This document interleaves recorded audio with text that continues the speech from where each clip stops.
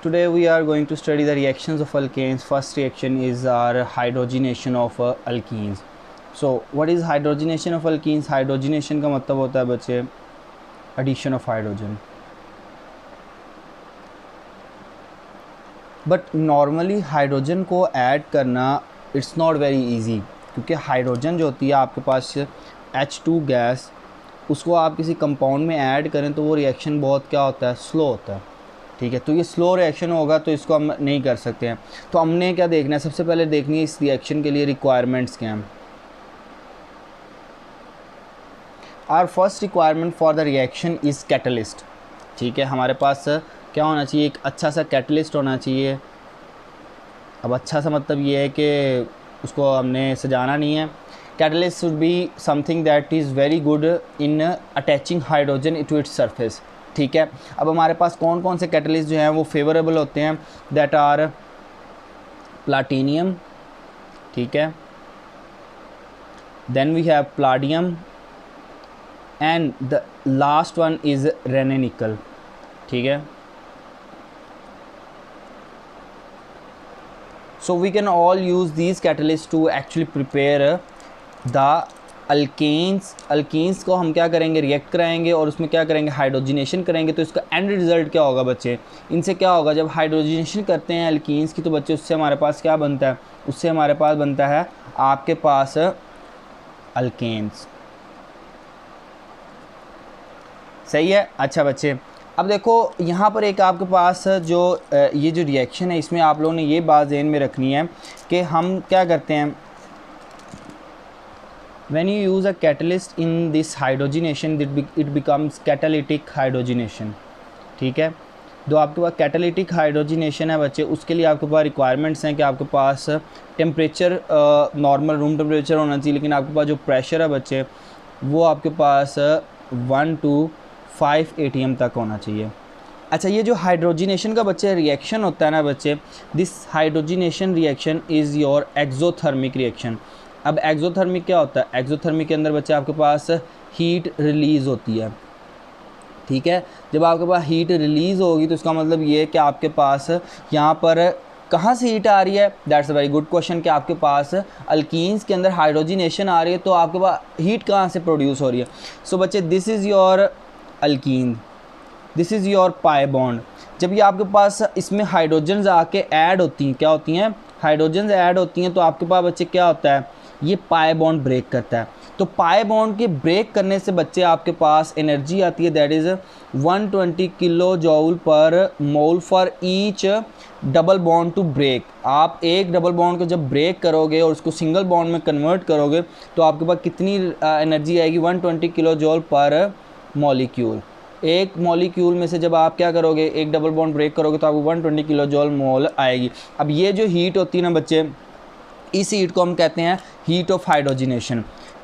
So we can understand that this is our reaction that is an exothermic reaction, because in this reaction आपके पास क्या होती है, ये आपके पास जिसके अंदर ज़्यादा बॉन्ड्स हों उसके पास क्या होता है, देखो बच्चे अनसैचुरेटेड जो प्रोडक्ट होता है ना वो थोड़ा सा अनस्टेबल होता है, लेकिन जो सैचुरेटेड प्रोडक्ट होता है वो मोस्ट स्टेबल होता है, क्योंकि उसमें सारे क्या होते हैं, सिंगल बॉन्ड, और सिंगल बॉन्ड की एनर्जी भी क्या होती है, लो होती है। अगर मैं इसको इस तरह भी एक्सप्लेन करूँ तो आपको sp2 हाइब्रिडाइजेशन से sp3 हाइब्रिडाइजेशन तक जाने के लिए भी आपको क्या चाहिए होती है, एनर्जी चाहिए होती है। तो वो एनर्जी कहाँ से आएगी, इस डबल बॉन्ड के ब्रेक होने से आएगी। सही है। Further on we have to use a catalyst in this reaction, we have to use a catalyst। ठीक है, अब हमें have to use a catalyst का मतलब ये है कि there is a certain purpose that a catalyst is used। अब कैटलिस्ट को आप यूज़ कर क्यों रहे हैं, why there is a use of catalyst, या फिर हाइड्रोजनेशन है उसके लिए कैटलिस्ट क्यों यूज़ करना है आपने, we need a catalyst for our hydrogenation. ठीक है, उसको हम कैसे एक्सप्लेन करेंगे कि हाँ भी आपको कैटलिस्ट क्यों चाहिए। अच्छा बच्चे, लेट्स सी दिस डायग्राम। ठीक है, इस डायग्राम में अगर आप देखो तो दिस इज़ योर रिएक्टेंट्स। ठीक है, अब आपके पास इस केस में रिएक्टेंट्स क्या होते हैं, अल्कीन्स। ठीक है, और ये इसकी पोटेंशियल एनर्जी को कह सकते हो, या फिर आप इस रिएक्शन की स्टार्टिंग एनर्जी को कह सकते हो, दैट इज़ एक्टिवेशन एनर्जी।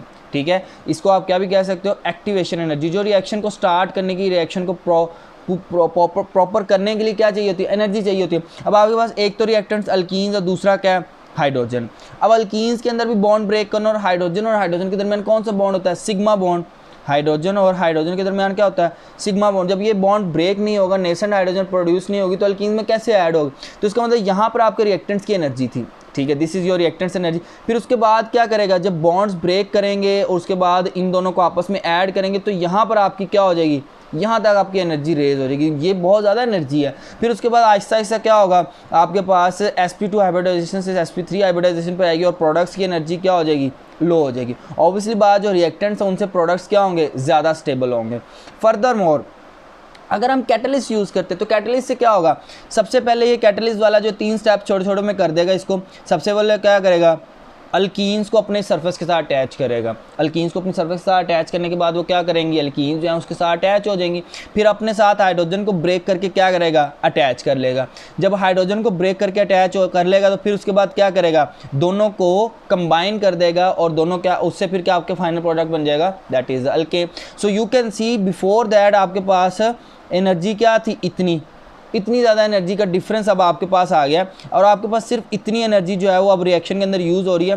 तो देख सकते हो कि आपके पास एक्टिवेशन जो एनर्जी है वो कैटलिस्ट के यूज़ करने से क्या होती है, कम होती। So that's why we use the catalyst, because catalyst क्या करता है, बोथ अल्कीन्स और हाइड्रोजन को अपनी सरफेस के साथ बाइंड कर लेता है और उनके बॉन्ड्स को ब्रेक करके उनके साथ कॉम्बिनेशन बनाने में हेल्प करता है।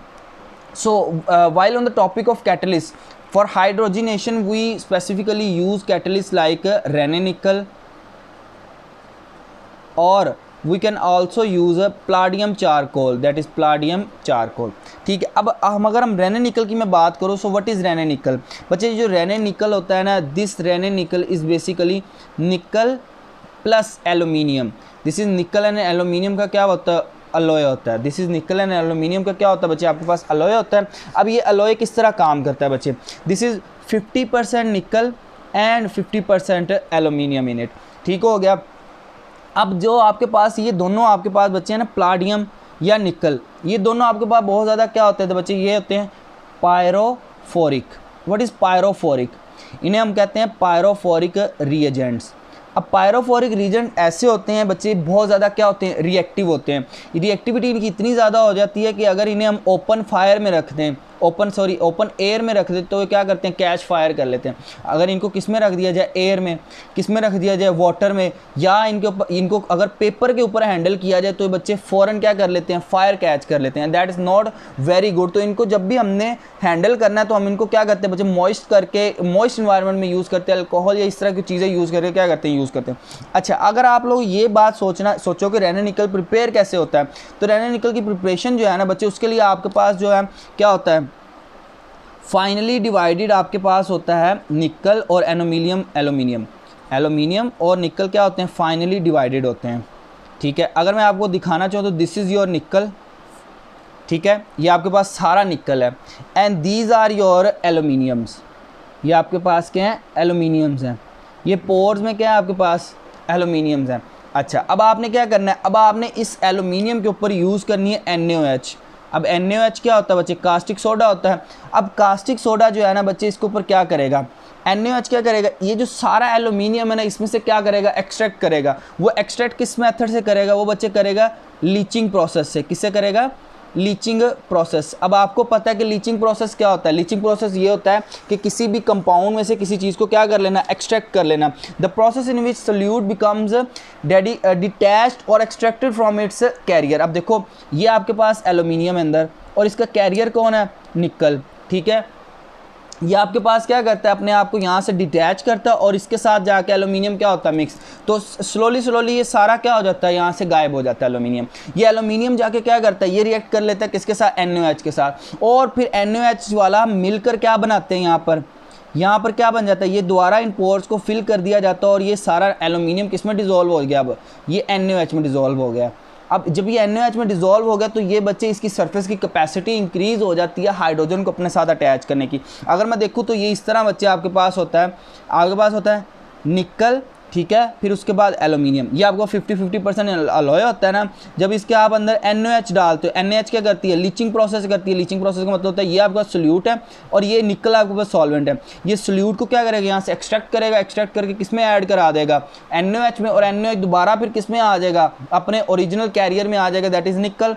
ठीक है, तो आपके पास बच्चे क्या बनेगा, यहाँ पर NaOH होगा प्लस वाटर होगा, और इस वजह से आपके पास यहाँ पर जो रिएक्शन होगा उसमें आपके पास निकल तो ऐसे ही रहेगा, निकल तो ऐसे ही रहेगा, लेकिन आपके पास जो एल्यूमिनियम है वो और सोडियम क्या हो जाएंगे, मिल जाएंगे, देन दे बिकम NaAl2। सही है, और यहाँ पे साथ क्या हो गया, वाटर रिलीज हो गया। अब ये वाला जो बच्चा आपके पास कंपाउंड है ना NaAl2, ये यहाँ पर दोबारा इन पोर्स को क्या करेगा, फिल करेगा, और then it becomes your Raney निकल।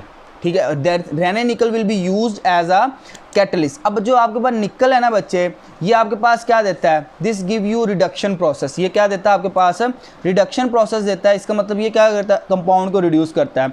अब रिडक्शन प्रोसेस के अलावा देखो, अब इसमें हम वैसे तो ये रिडक्शन प्रोसेस है, लेकिन हम इसे क्या भी कहते हैं, इसे हम एडिशन रिएक्शन भी करते हैं।